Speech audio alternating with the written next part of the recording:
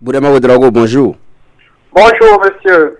Le 12 juin, lorsque le Premier ministre Isaac Zida s'adressait aux députés sur la situation de la nation, il a dit, parlant du RSP, que si tu chasses ton chien, c'est la chèvre du voisin qui va te mordre. Mais cette fois-ci, on a l'impression que le chien doit prendre toute la cour.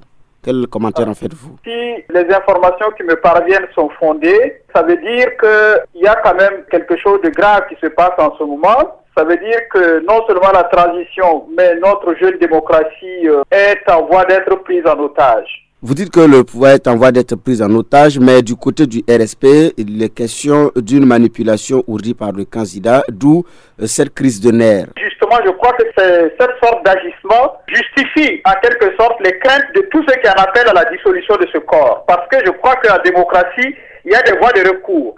Donc, on ne doit pas utiliser des sorties de ce genre-là pour régler des problèmes parce qu'en démocratie, on doit utiliser les voies de la justice pour le faire. Donc, vous estimez que la démarche du RSP, même si elle est légitime, elle ne va pas avec les règles de l'état de droit? Voilà, justement, c'est exactement ce que je pense parce que justement, il y a justement au Burkina Faso aujourd'hui un véritable problème d'éducation de notre armée. Il n'y a pas si longtemps de ça, quelqu'un disait qu'un militaire sans formation politique est un criminel en puissance.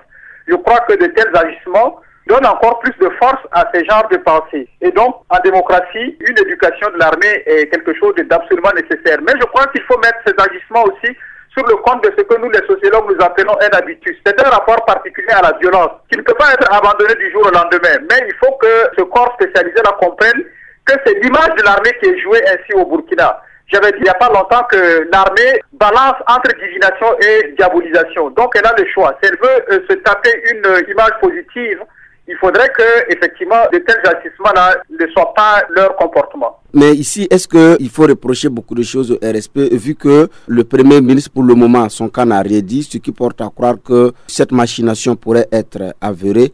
Mais est-ce que réellement, il ne faut pas s'en prendre aussi au Premier ministre dans cette situation? S'il s'avère que c'est le cas, moi je pense que cela justifie en tout cas les craintes de tous ceux qui pensent que tant que ce corps-là va demeurer, on ne sera pas en sécurité. Mais si le Premier ministre Isaac Zida venait sous la contrainte à démissionner, quel pourrait être l'impact sur le processus de la transition? Je pense que ça va mettre beaucoup de choses en cause parce qu'un Premier ministre qui est arrivé quand même par des voies que vous connaissez, si du jour au lendemain on remettait ça en cause, mais je pense que ça risque. C'est pour cela que je parle de prise en otage de la transition. Je pense que ça va créer des précédents en tout cas difficiles à gérer dans ce pays-là. Et donc je ne souhaite pas que ça arrive parce que en tout cas, ça pourrait remettre beaucoup de choses en cause. Vous aviez fait un écrit sur les enseignements à tirer par rapport au rôle de l'armée dans le cas du Burkina Faso.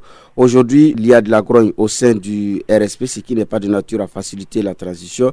Est-ce que cela également n'apporte pas du sel dans la sauce de ceux qui réclament la démilitarisation, une vraie démilitarisation de la politique burkinabé? Justement, c'est ce que je viens de dire. J'ai dit effectivement, ces agissements montrent justement que tous ceux qui en appellent à la dissolution des RSP disent, mais voilà, nos craintes sont justifiées parce que tant qu'on a un corps spécialisé, pour un oui, pour un non, pour telle suspicion, ils sortent, ça veut dire qu'effectivement, on n'est pas à l'abri de tels comportements violents.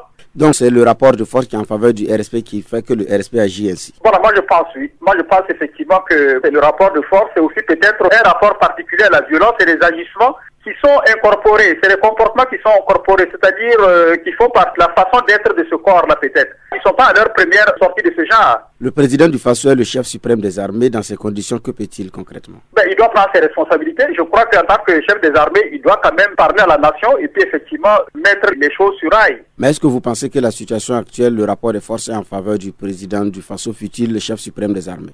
Légalement, c'est le cas. Donc, je crois qu'il faut que force reste à la loi. Bourema Ouedraogo, merci. Voilà, je vous remercie.